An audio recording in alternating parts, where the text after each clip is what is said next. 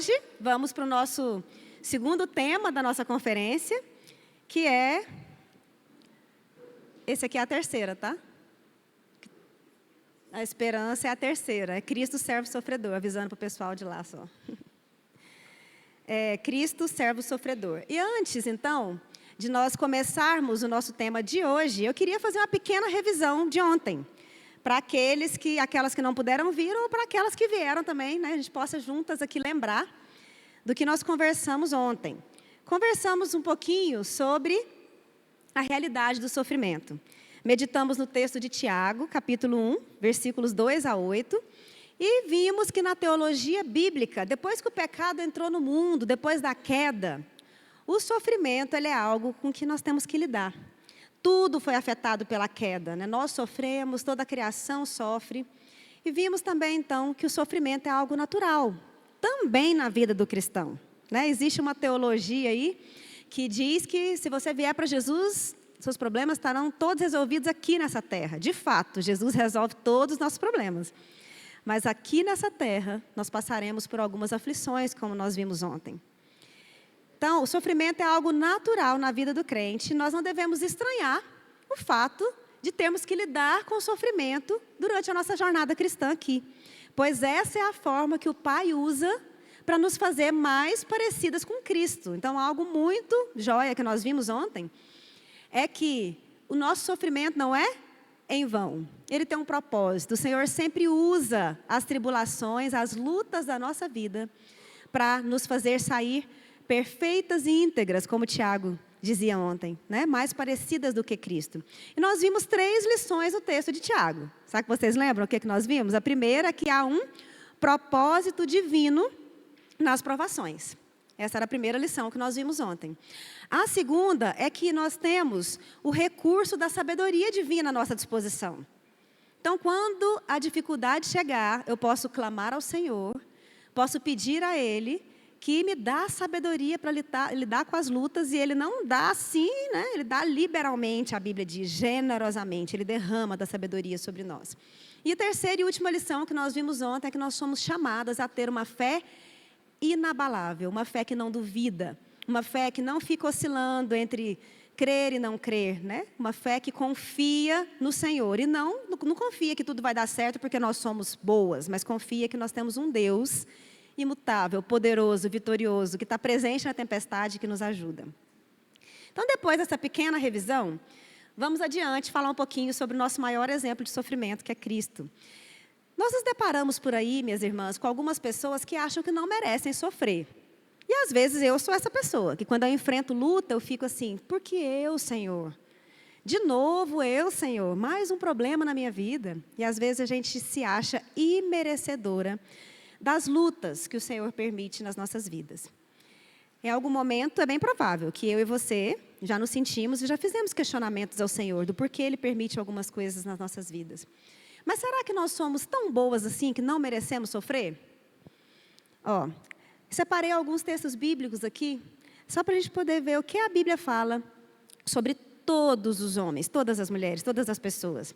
Lá no Salmo 14, 2 e 3, nós lemos assim: do céu olha o Senhor para os filhos dos homens, para ver se há quem entenda, se há quem busque a Deus. Todos, sem exceção, se extraviaram e juntamente se corromperam. Não há quem faça o bem, não há um sequer. Minhas irmãs, a palavra nos diz que não há uma sequer que faça o bem e que não peque. Lá em Eclesiastes 7:20, nós lemos algo parecido. Na verdade, não há homem justo sobre a terra, que faça o bem e que não peque. Romanos 3, 10 a 12, diz assim: como está escrito, não há um justo, nenhum sequer. Não há quem entenda, não há quem busque a Deus. Todos se extraviaram e juntamente se fizeram inúteis. Não há quem faça o bem, não há um só. Romanos 3, 23, que todas nós conhecemos muito bem, diz que todos pecaram e carecem da glória de Deus. E 1 João 1,8 diz que aquele que fala que não tem pecado, ele se engana, e a verdade não está nele. O texto ainda continua dizendo que faz de Deus um mentiroso, aquele que diz que não tem pecado. Então, uma coisa eu tenho certeza, todas nós aqui, sem exceção, cada uma de vocês, inclusive eu, nós somos pecadoras. E Romanos 6, 23 diz que o salário desse pecado, ele é a morte, morte eterna. Então, minhas irmãs, o que nós realmente merecemos como pecadoras que somos é o inferno. É isso que nós merecemos. E qualquer que seja a dificuldade que você esteja enfrentando na sua vida, não chega perto disso. Então, nós somos alvo, diariamente, da misericórdia de Deus, que se renova a cada manhã sobre nós. O Senhor tem, dia após dia, sido misericordioso e nos livrado do mal, se a gente parar para pensar. Meu marido, ele tem um jeito, para quem não estava aqui ontem, eu falei que eu sou esposa do pastor Eduardo, né? Lá da Igreja Cristã Evangélica em Brasília, na Asa Norte. E ele tem um jeito diferente de responder quando alguém pergunta para ele assim, tudo bem? Geralmente ele responde, melhor do que eu mereço. E as pessoas olham assim, como assim, melhor do que você merece? Que isso, você merece tudo de bom, né? Então, isso abre portas para que ele possa explicar e pregar o Evangelho. E dizer, olha, o que eu mereço, na verdade, como pecador, é o inferno. Mas Deus não me amou tanto que mandou o filho dele para morrer por mim, eu vou para o céu. Acredita nisso? Por isso eu estou melhor do que eu mereço. Aí fica aí uma dica para aquelas que têm dificuldade de evangelizar, né? Às vezes a gente fica procurando uma brecha, assim, de como que eu vou falar de Jesus para os outros. Então, ele usa essa estratégia de sempre responder, estou melhor do que mereço. Não é só uma forma de achar uma brecha para evangelizar, é também uma perspectiva, uma forma de olhar a vida. Porque, de fato, todas nós que temos certeza da nossa salvação, que cremos em Jesus um dia, já estamos, minhas irmãs, hoje, melhor do que nós merecemos, porque nós já usufruímos das bênçãos de sermos participantes do reino de Deus. Quero compartilhar com vocês aqui agora o que alguns homens de Deus, ao longo da história, disseram sobre a sua real condição. E Calvino diz o seguinte, que o coração do homem está tão envenenado pelo pecado que nenhum remédio pode ser encontrado nele mesmo. Então, dentro de nós, de fato, não há solução para essa pecaminosidade tão grande. Jonathan Edwards diz que a corrupção da natureza do homem é uma depravação tão profunda que o homem está completamente indisposto, incapaz e oposto de todo o bem espiritual. Paulo, lá em Romanos, capítulo 7, versículos 24 e 25, ele fala assim, miserável homem que sou, quem me livrará do corpo dessa morte? E John Bunyan, né, que escreveu O Peregrino, disse o seguinte, quando eu olho para o meu coração, eu vejo que eu sou um pecador pior do que eu poderia imaginar. Mas quando eu olho para Cristo, eu vejo que Ele é um Salvador muito maior do que eu poderia sonhar. E Thomas Brooks diz que nenhum homem pode olhar profundamente para dentro de si, sem se encher de vergonha diante de um Deus que é tão santo. Vejam como esses homens piedosos olhavam para dentro deles mesmos e enxergavam, minhas irmãs, o quão pecadores eles eram. Às vezes eu quero me comparar com os políticos corruptos, às vezes eu quero me comparar com as mulheres que abortam, ou com as pessoas que, né, têm algum problema ali com a sua sexualidade, eu quero me comparar com ladrões, com assassinos, eu olho para mim e falo, eu sou tão boazinha, olha, mas eu mereço o céu, eu sou boazinha demais, eu não mereço passar por sofrimento, eu já aprendi todas as lições que eu precisava. Mas nós temos que lembrar, minhas irmãs, que o padrão não é meu vizinho, meu colega de trabalho, nem aquele parente complicado. O padrão é Cristo. É para Ele que nós temos que olhar. E quando olhamos para Ele, não tem outra reação que não seja fazer essas declarações que esses homens ao longo da história fizeram. Dizendo que miserável homem, né, miserável mulher que nós somos também. Que triste. Mas hoje, assim como ontem nós dissemos que existe uma teologia dizendo venha para Jesus e pare de sofrer, também existe uma teologia coach aí que diz assim, tudo o que importa é a sua realização pessoal. Você merece ser feliz, livre-se de tudo que te atrapalha. Pense primeiro em você. Sabe a história do avião? Coloque primeiro a máscara em você, para depois você ajudar o outro. Às vezes, para o lado espiritual, a gente vem com essa também. Pense primeiro em você, resolva todos os seus problemas e depois vá pensar no outro. Não aceite nada menos do que a vitória, porque você é filha do rei. Então, rejeite qualquer luta que vier à sua vida. Determine a bênção, porque a sua palavra tem mais poder do que... É como se a nossa palavra tivesse mais poder do que a de Deus. Os problemas não podem te alcançar. Então, esse tipo de coisa a gente escuta por aí. Mas, como vimos ontem, isso são mentiras, porque o sofrimento é algo inevitável na nossa vida. Tem uma frase muito forte que é atribuída a Charles Spurgeon, né, que diz assim, se alguém pensar mal de você, não fique bravo, porque você é muito pior do que ele pode imaginar. Então, às vezes, a gente se ofende, né? quando alguém fala alguma coisa da gente, porque a gente se acha boa demais, mas quando a gente para pensar... Você já imaginou se o que a gente pensa, o que a gente sente, ficasse aqui assim, num letreirozinho na sua testa, as pessoas conseguissem enxergar os seus pensamentos, as suas motivações?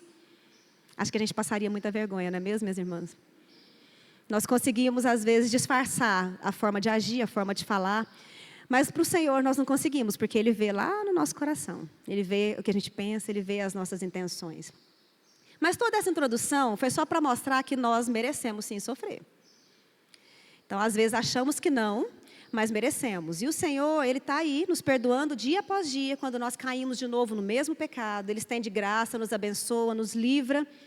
Muitas vezes nós nos sentimos vítimas das circunstâncias, mas como se de fato merecêssemos o céu já aqui na terra. E antes de virmos para Jesus, eu quero citar 2 exemplos bíblicos, que a Bíblia tem diversos exemplos de como eles lidaram, né, com o sofrimento. E o primeiro, que acho que você, quando lembra de sofrimento, deve pensar aí em José. Então, José, ele era vítima do ciúme e da inveja dos seus irmãos por conta da preferência que o pai tinha por ele. E por conta do sonho que o próprio Senhor deu para ele, ele foi contar, e os irmãos dele olharam e falaram, quem esse aí está achando que é? Para achar que é melhor que a gente.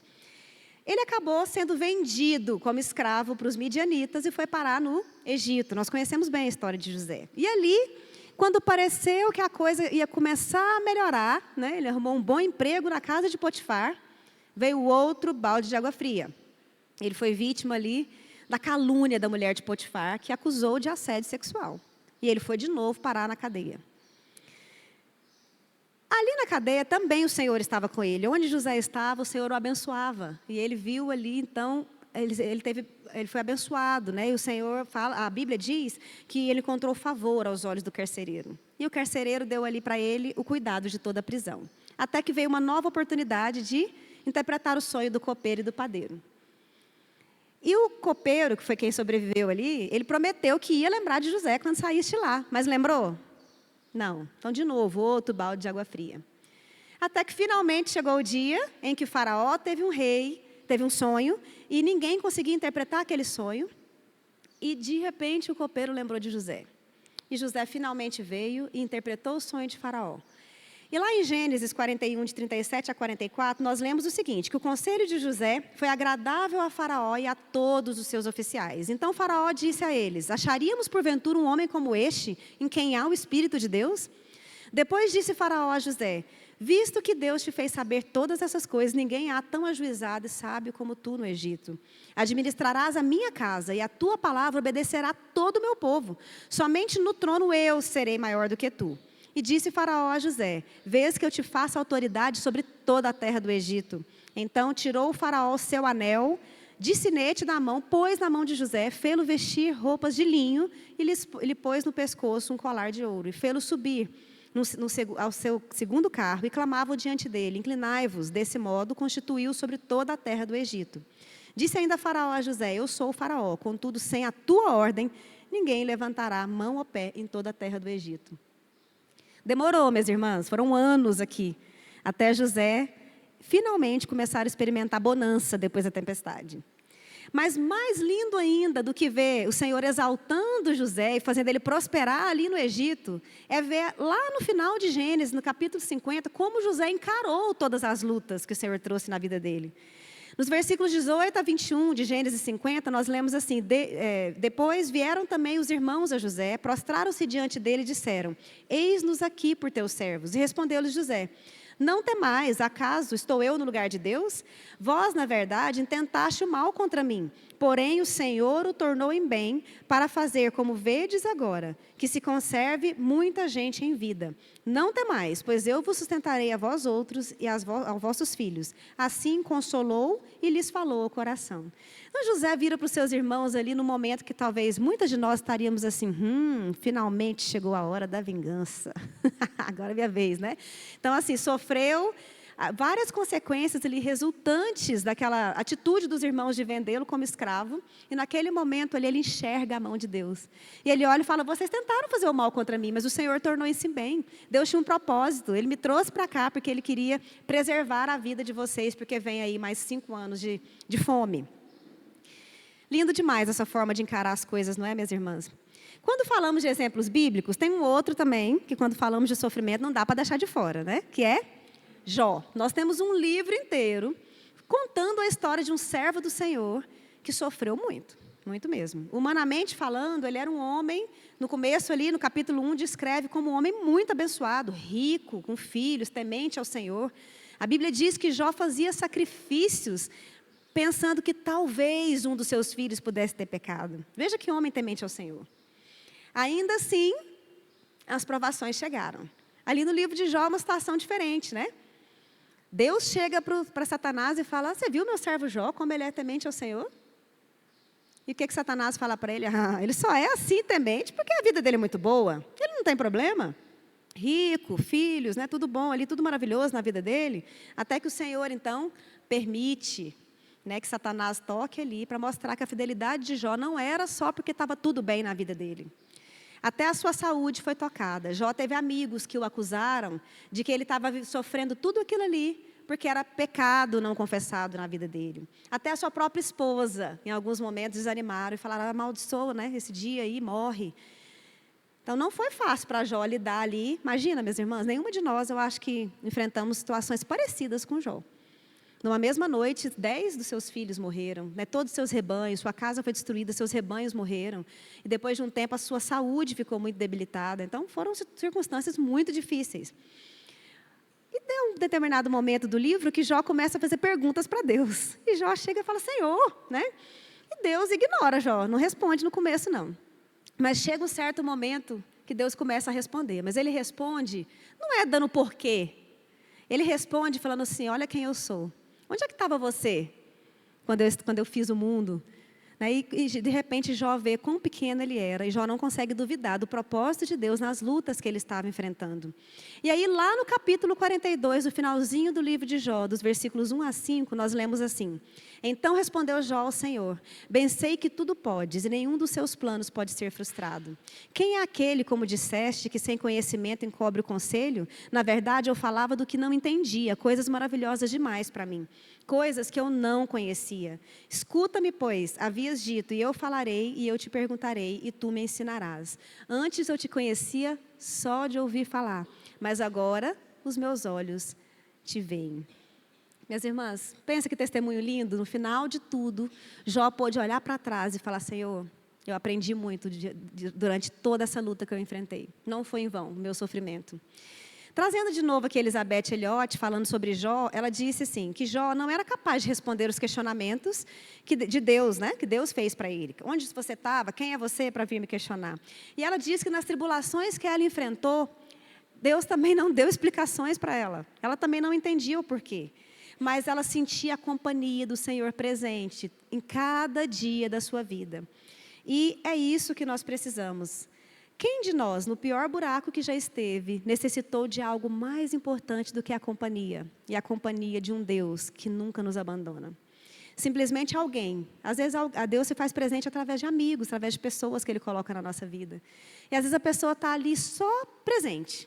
Ela não tem nem o que te dizer, dependendo da luta que você está enfrentando. Não tem palavras de vãs consolações. Mas a companhia é algo que nos consola. Como Jó, Elizabeth diz aqui que ela não duvidava nem por um segundo de que Deus estava ao seu lado e que Deus tinha propósito em todas as coisas, mas ela não conseguia compreender o que Deus tinha em mente. Ainda assim, a resposta de Deus para ela foi, confie em mim, sem explicações, apenas confie em mim. E como eu disse ontem, nós não somos chamadas a entender as coisas, nós somos chamadas a confiar nesse Deus maravilhoso que tem um propósito em todas as coisas. Teríamos diversos outros exemplos bíblicos aqui para compartilhar, como Noemi e Ruth, que enfrentaram duras lutas, como o rei Davi. Davi enfrentou duras lutas, sendo perseguido ali por Saul, depois pelo seu próprio filho, né? Momentos muito difíceis. O apóstolo Paulo, que sofreu açoites, prisões, apedrejamento, naufrágio, foi martirizado no fim ali, em nome do Evangelho. Mas como o nosso tempo é curto e o nosso título hoje era Cristo, o servo sofredor, nós vamos focar agora no nosso maior exemplo, que é Jesus. E eu quero trazer aqui de novo só o que nós falamos no início sobre a nossa verdadeira pecaminosidade e depravação. Nós conhecemos alguém que é Cristo, que diferente de Jó, diferente de José, diferente de mim, de você, ele não merecia nenhum sofrimento. Jesus, minhas irmãs, não merecia. Ele não tinha um pecado. Mas ainda assim, ele carregou sobre ele todas as nossas transgressões. O que nós lemos na palavra é que ele foi esmagado pelas nossas iniquidades. E que o castigo que nos traz a paz pesou sobre Jesus.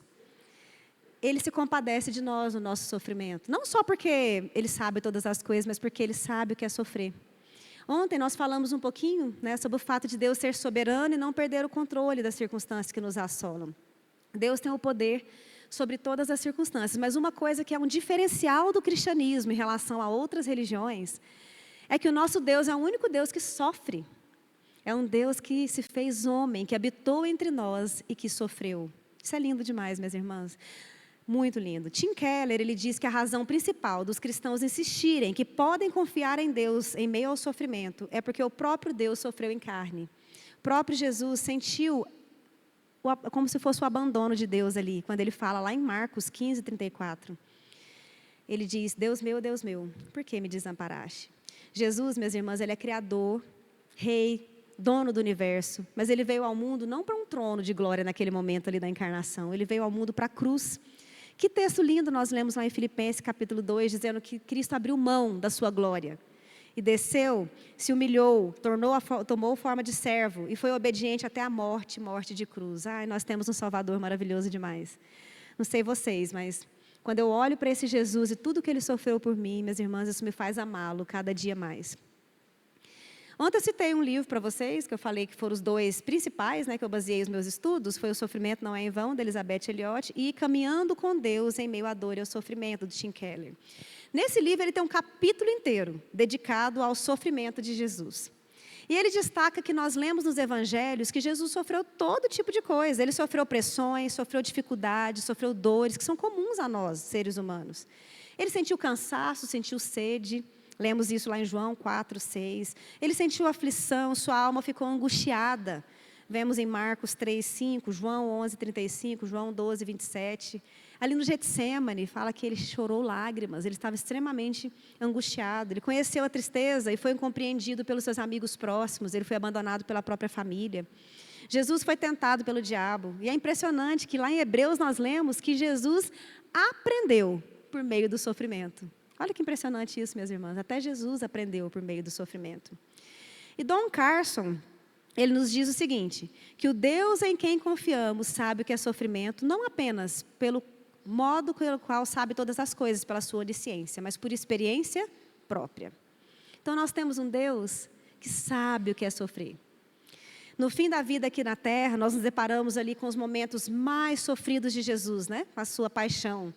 Ele foi abandonado, negado, traído pelas pessoas mais próximas, pelos seus próprios discípulos, pelas pessoas por quem ele estava dando a vida ali na cruz.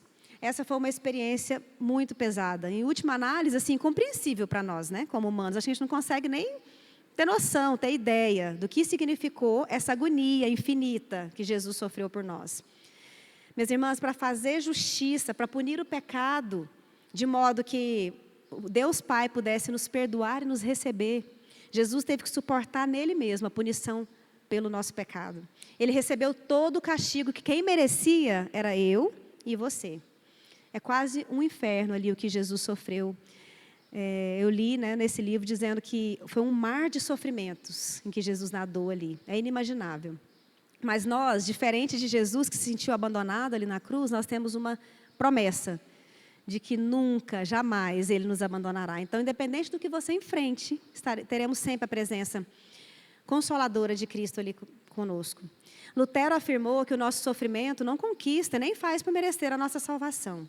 Mas mesmo assim, nós temos um consolo extraordinário, quando sabemos que estamos ligados a Cristo por meio do Espírito, porque usufruímos comunhão com Ele, por sermos parte do seu corpo e termos participação nos seus sofrimentos. É o que lemos em Filipenses 3:10.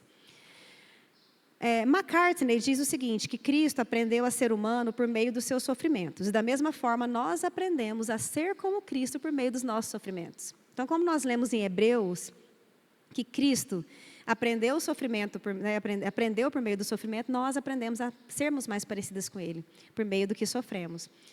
Então, Cristo se tornou semelhante a nós e nós estamos nos tornando cada dia mais parecidas com Ele, através das lutas que vivemos. Então, agora eu quero convidá-las a abrirem suas Bíblias, aplicativos, o que quer que vocês tenham aí, em 1 Pedro, capítulo 2. Nós vamos ler dos versículos 18 ao 25, só porque eu quero dar o contexto para vocês, tá? Nós vamos focar só nos versículos mais no meio, mas eu quero convidá-las a ler todo o trecho. 1 Pedro, capítulo 2, dos versículos 18 até o 25.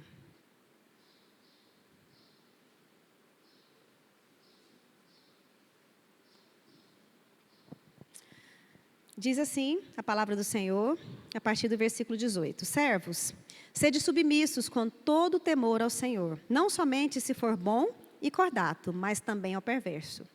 Porque isso é grato, que alguém suporte tristeza, sofrendo injustamente por motivo da sua consciência para com Deus.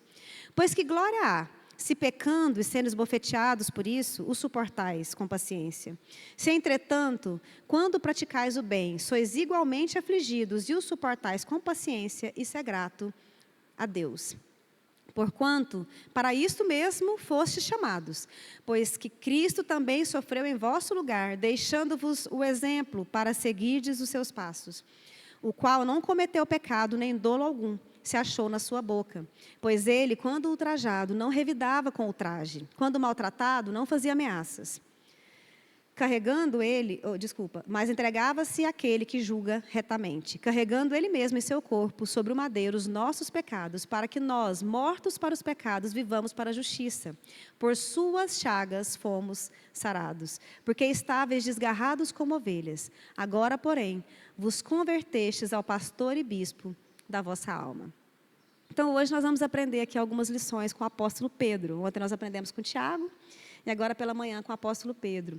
Essa carta de Pedro, ela foi escrita também para cristãos que sofriam perseguições e injustiças. O apóstolo não encoraja aqueles irmãos a revidarem. Pelo contrário, buscar vingança, mas olhar para Cristo, o modelo perfeito de obediência. E no trecho aqui que nós lemos, Pedro apresenta Jesus como servo sofredor lá de Isaías 53. Ele traz várias citações ali que o profeta Isaías falou sobre Jesus no Isaías 53. O foco de um servo de verdade não é se autopreservar, né? Na verdade, é glorificar a Deus. E nós aprendemos nesse texto, então, pelo menos 3 lições aqui com o apóstolo Pedro. E a primeira lição é que nós devemos sofrer com paciência. Vemos isso dos versículos 18 até o 20. Pedro, ele está falando ali, inicialmente, a servos que sofriam injustiças pelos seus senhores. É claro que hoje, graças a Deus, não vivemos aqui momentos em que há escravos, né, no nosso meio. Mas nós temos patrões injustos. Às vezes, para os mais jovens, pode ter uma mãe, um pai, que você acha que está sendo injusto com você. Nós, como mães, às vezes sentimos que estamos sendo injustiçadas ou pelos filhos ou pelos maridos. Então, nós lidamos com injustiça o tempo todo, com calúnia, com perseguição. O mundo considera natural, bateu, levou. É assim que o mundo fala, né? Então, assim, falou, ouviu. Mas o que nós vemos no Sermão do Monte ali, minhas irmãs, é que quando a gente leva de um lado, a gente vira o outro.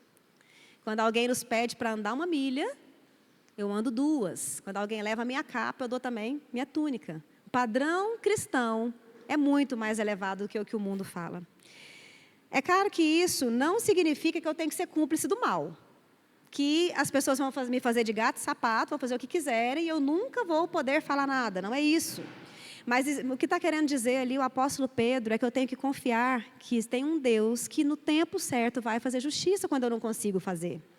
A paciência no sofrimento injusto reflete uma obra que só o Espírito Santo pode fazer nos nossos corações. A fé cristã, minhas irmãs, não incita os crentes à rebeldia. Pelo contrário, orienta a se submeterem, mesmo que haja um patrão injusto. Nosso texto ressalta que não há mérito em sofrer quando somos apanhadas fazendo coisas erradas. Então, o texto fala isso. Ele fala, que mérito há se você sofre porque você fez alguma coisa errada. Às vezes, a gente se engana quando a gente sofre algum tipo de repreensão, de perseguição, e o motivo fui eu que dei. Então, às vezes, eu chego atrasado no trabalho todos os dias. E quando o chefe vem falar comigo que eu tenho que prestar atenção na hora, eu vou falar, tá vendo? Pega no meu pé porque eu sou crente. Então, não, minhas irmãs. Nem tudo tem a ver com isso. Às vezes, eu estou dando causa. Às vezes, eu faço um trabalho relaxado, eu entrego algo que não é bom, e quando alguém vem me repreender, eu simplesmente acho que é perseguição religiosa. Mas o nosso texto aqui, Pedro diz que não há mérito em sofrer porque você deu causa. O mérito é sofrer injustamente quando você não merece. Aí sim eu entrego para o Senhor porque Ele vai cuidar. Lá em 1 Pedro, também no capítulo 4, nós lemos um texto que eu citei ontem, nos versículos 12 e 13. Amados, não estranheis o fogo ardente que surge no meio de vocês, destinado a provar-vos, como se alguma coisa extraordinária estivesse acontecendo. Pelo contrário, alegrai-vos na medida em que vocês são coparticipantes do sofrimento de Cristo, para que também na revelação da sua glória vos alegrei, exultando. Já falamos aqui que não devemos estranhar o sofrimento, porque ele é compatível com a vida cristã e é pedagógico. Mas nós somos chamadas a nos alegrar no sofrimento.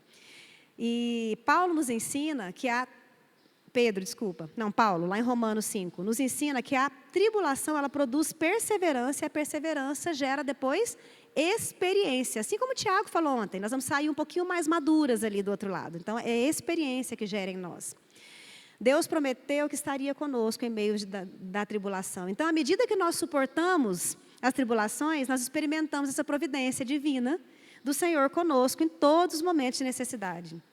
E quando a vida e as suas ondas parecem que vão nos tragar, nos esmagar, nós não podemos tirar os olhos daquele que é o autor e consumador da nossa fé, aquele que é o sumo sacerdote que se compadece de nós.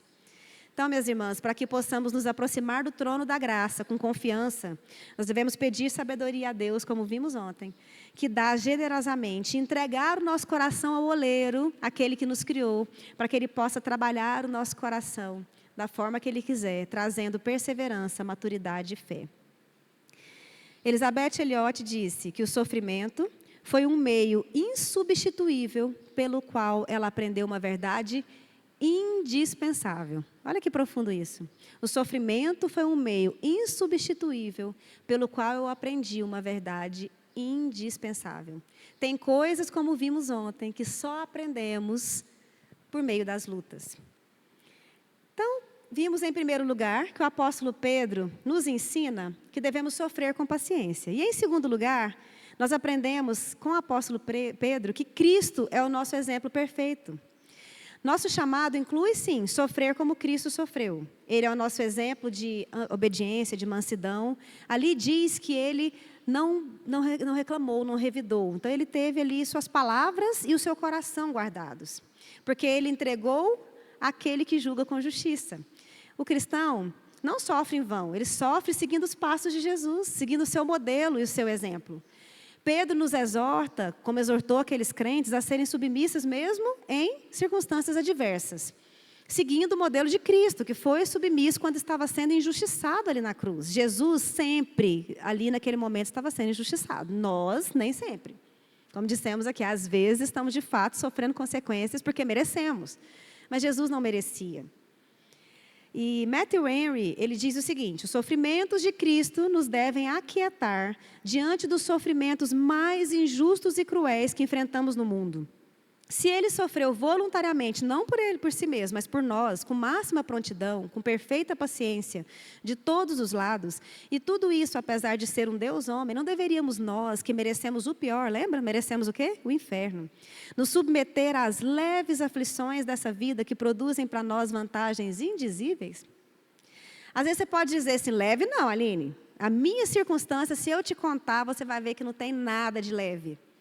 E aí, na nossa palestra da tarde, nós vamos conversar um pouquinho sobre a perspectiva que a gente deve olhar os problemas aqui nessa terra, independente de quão difíceis sejam as suas circunstâncias. Então, minhas irmãs, Pedro recorre a Isaías 53 para falar desse Cristo que sofreu, que morreu por nós, e aplica essa verdade ali na vida do povo que estava sofrendo, o povo que estava sendo perseguido ali. E todo cristão, ele vai sim sofrer por sua identificação com Cristo, a Bíblia nos diz isso. Lá em João 15, 20, vemos que todo crente vai ser perseguido se ele viver piedosamente e viver fiel. Então, temos que esperar. Na verdade, está tudo bem. Se ninguém zomba de você no seu trabalho, se ninguém ri, se ninguém fala nada, achando você meio esquisito, como alguém que não é desse mundo, talvez você deve parar e observar como anda a sua vida. Então, pode ser que esteja parecida demais com o mundo, não esteja brilhando a luz de Cristo, não esteja sendo sal da terra. Não existe, minhas irmãs, discipulado sem cruz. Muitas de nós querem o Salvador, mas não quer o Senhor. Quer a vitória, mas não quer o caminho, para chegar até lá. Nosso chamado é para negar a nós mesmas, tomar a nossa cruz e seguir os passos de Jesus, sendo participantes, inclusive, dos seus sofrimentos. Jesus foi acusado de diversas coisas, injustamente, ele não retrucou. Sofreu ali na cruz sem murmurar. Pelo contrário, o que nós lemos nas Escrituras é que ele falou a Deus: Senhor, perdoa, porque eles não sabem o que fazem. Será que é assim que a gente reage quando está sendo injustiçado? A gente ora por aqueles que estão fazendo injustiça contra nós? Nós reclamamos, murmuramos, maldizemos. O sofrimento nos une profundamente a Cristo, mais do que a gente pode imaginar. Estudando sobre isso, minhas irmãs, eu vi que é algo assim, difícil mesmo de entender, é algo totalmente espiritual. As Escrituras falam muito sobre essa união do crente com Cristo no sofrimento. O Senhor, de fato, usa isso para nos fazer mais parecidas com Ele. Nós somos participantes do sofrimento de Cristo no passado. É claro que isso não quer dizer que nós cooperamos com a nossa salvação. Não. O sacrifício de Cristo foi totalmente suficiente para nos salvar. Nós não cooperamos com Ele. Mas a palavra diz que nós somos coparticipantes do sofrimento de Cristo. Passado, presente, porque hoje eu me identifico com Ele. E futuro, porque também seremos glorificadas ali, juntamente com Cristo. Ele está conosco, nos segura pela mão. E para nós, esse sofrimento, então, significa também partilhar da glória futura que nos é prometida. Deus transforma sofrimento em glória. É isso que nós lemos na palavra. Nós precisamos olhar com ótica futura, não só aqui com aquela coisa, pés na terra, mas a cabeça no céu. E Cristo não apenas sofreu por nós, mas nos chamou para segui-lo no caminho do sofrimento, mostrando que esse sim é o caminho da glória, é o que nos diz John Piper. Assim como um pai, que pisa na areia, deixa as pegadas, e o filho tenta ali pisar nas mesmas pegadinhas que o pai pisou, nós devemos buscar seguir o exemplo de Cristo e pisar ali nas pegadas de Cristo, é a forma que ele lidou com o sofrimento. A terceira lição que nós aprendemos com o apóstolo Pedro no nosso texto é que Cristo, ele é o nosso pastor e bispo.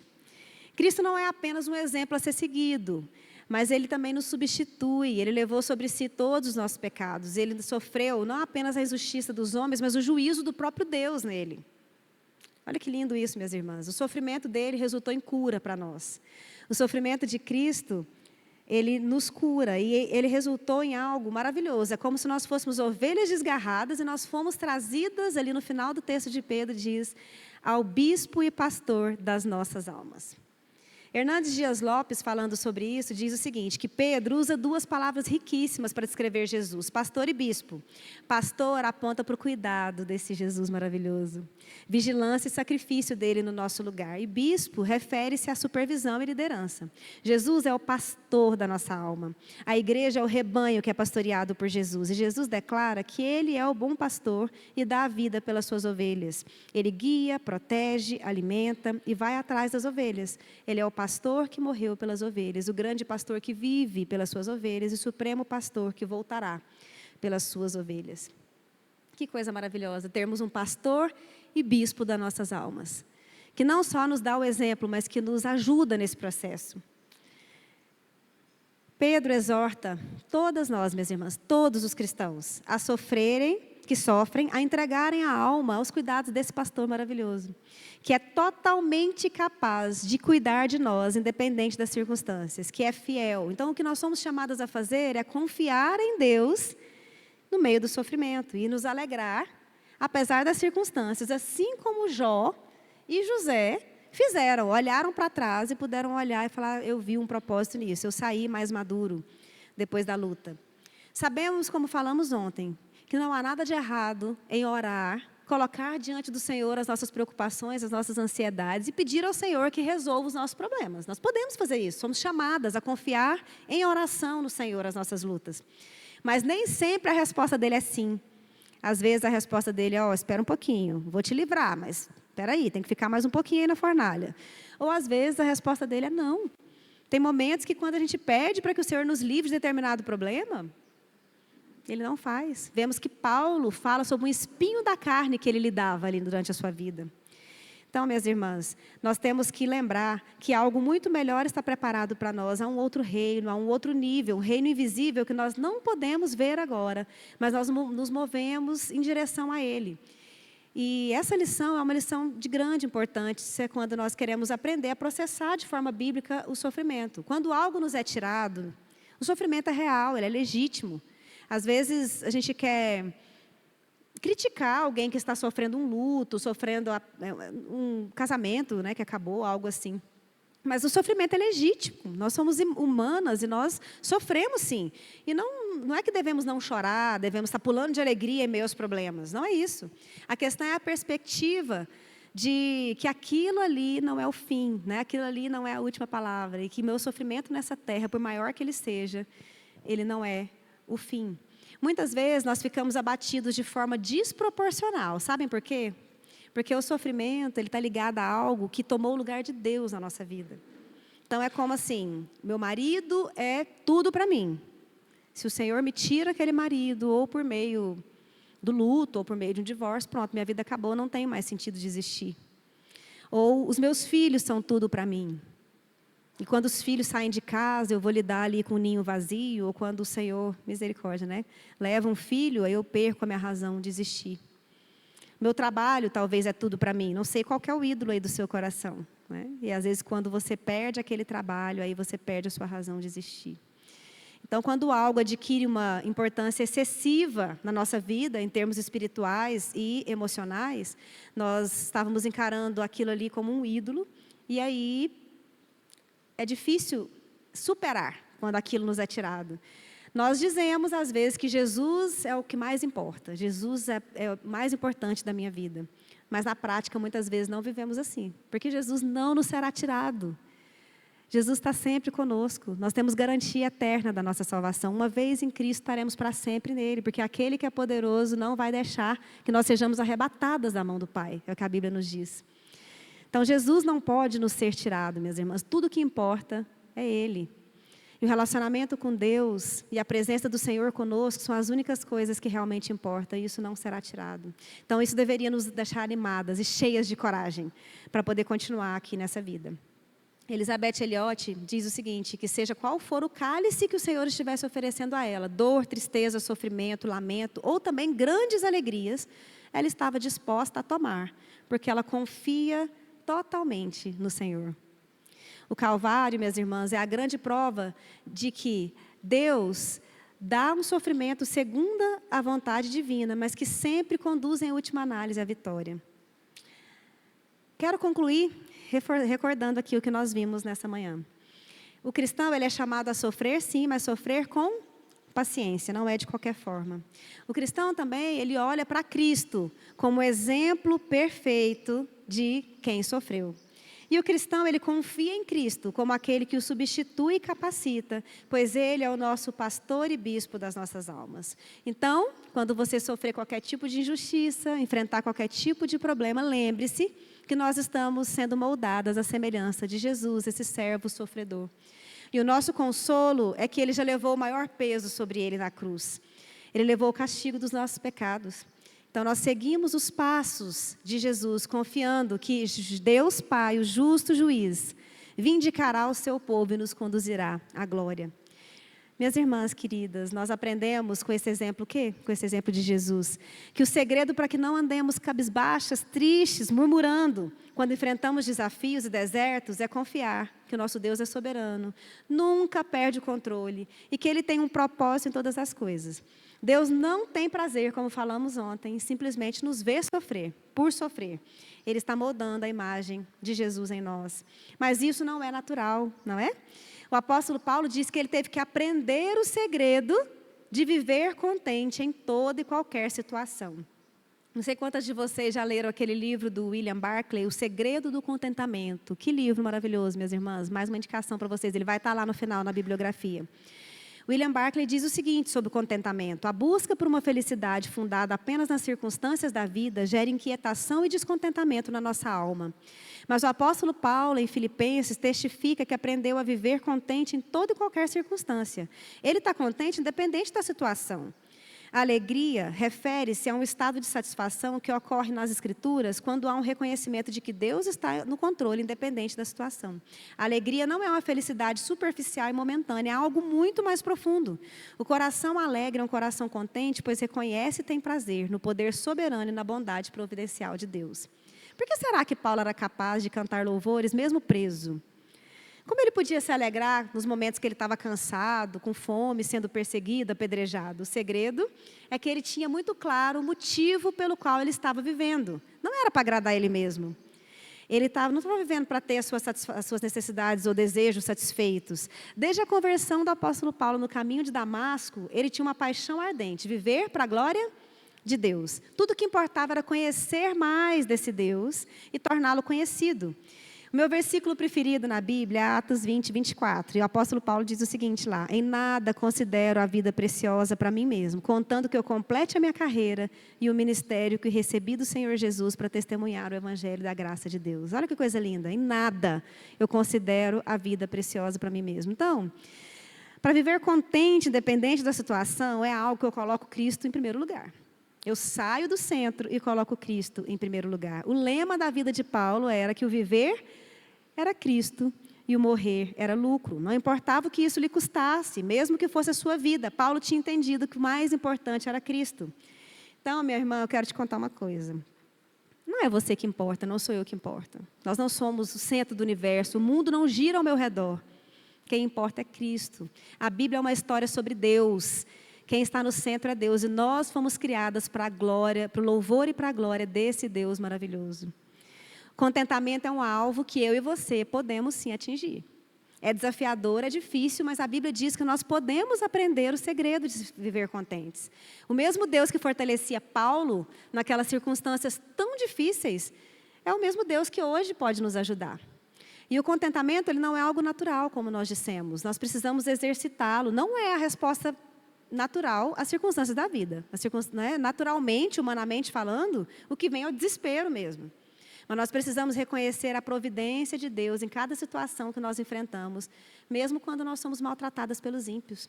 Então, quando aceitamos as dificuldades como vindas diretamente das mãos de Deus, nós crescemos em maturidade, em santidade e em contentamento.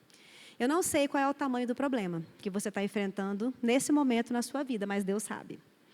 Ele experimentou esse sofrimento, como nós vimos aqui, ele se compadece de nós. Ele sofreu muito mais do que qualquer uma de nós aqui pode ter sofrido. E eu chego, então, à mesma conclusão que Elisabeth Elliot chegou, que foi por meio do sofrimento mais intenso que Deus me ensinou as lições mais profundas. Se nós confiarmos no nosso Pai querido, dessa forma, nós podemos chegar à segurança inabalável de que Ele está sempre no comando. E assim nós podemos testemunhar para as pessoas que estão à nossa volta. Nós podemos ser usadas como bênção para consolar outros que sofrem em momentos futuros. E é interessante isso, né? Porque a Bíblia nos fala sobre isso também, sobre aquele que sofre, consolando depois outras pessoas que passam pela mesma coisa. É uma pessoa que nunca perdeu um filho, é difícil ela consolar quem perdeu um filho. Mas alguém que passou pelo mesmo problema, é outra coisa. Ela fala, olha, o Senhor me sustentou desse jeito aqui, quando eu enfrentei essa luta que você está enfrentando. Isso fortalece a nossa fé. Então, olhando para Cristo como esse servo sofredor que nos deu o exemplo e que está conosco durante o nosso sofrimento, é possível nós sermos mulheres fortes, sim, em tempos difíceis.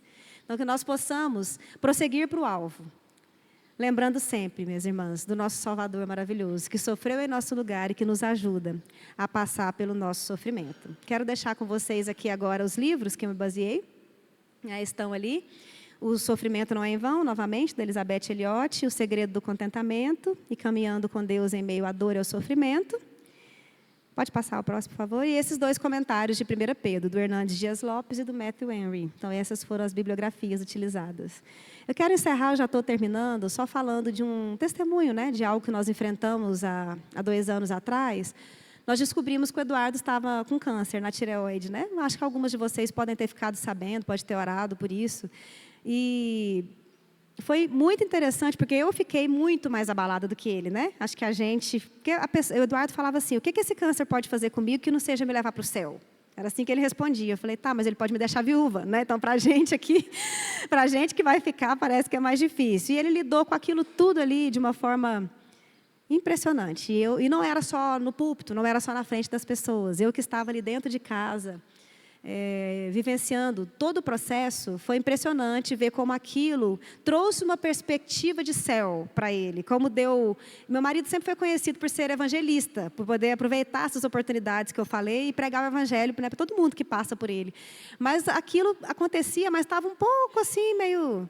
E depois que ele descobriu, gente, aquilo voltou com uma força, que ele começou a evangelizar assim, todo mundo, e a perspectiva de eternidade voltou de uma forma maravilhosa. Então, a gente estava conversando sobre isso esses dias, e como todo aquele câncer foi algo que abençoou não só a vida dele, como toda a nossa família.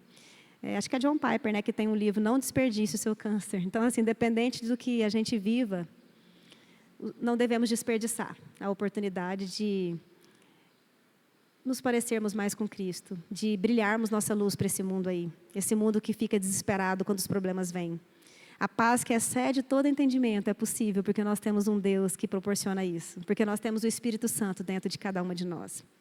Então, que o Senhor nos ajude, minhas irmãs, a sermos mulheres fortes em tempos difíceis, não porque a força está em nós, mas porque temos um Deus que pode fazer isso com a gente. Vamos orar? Senhor, muito obrigada, Pai, pela Tua palavra. Obrigada porque temos servos do Senhor que deixaram orientações de como devemos viver em momentos em que enfrentamos lutas e sofrimentos. Obrigada pela vida do apóstolo Pedro e por essas lições preciosas que ele deixou na sua palavra para nós, ó Pai. Nos ajuda mesmo a sofrermos com paciência. Nos ajude a sempre olharmos para o exemplo de Cristo, servo sofredor, que sofreu muito mais que qualquer uma de nós, que levou sobre ele tudo o que nós merecíamos para nos dar uma salvação eterna. Nos ajude também a lembrar que esse Jesus, ele é o pastor e bispo das nossas almas. Então, além de ser o exemplo, ele também nos ajuda a passar por todas as dificuldades que ele permite. Pai, nos ensina o segredo de viver contente em toda e qualquer situação. Que o Senhor nos ajude a não murmurar, não reclamar, não sair do outro lado ali amarguradas com o Senhor, mas que possamos sair mais parecidas com Cristo no final de cada luta que enfrentamos. É o que nós já oramos agradecidas, porque temos um Deus que ouve a nossa oração, um Espírito que habita em nós e que nos ajuda em todo esse processo. Muito obrigada. Em nome de Jesus que oramos. Amém.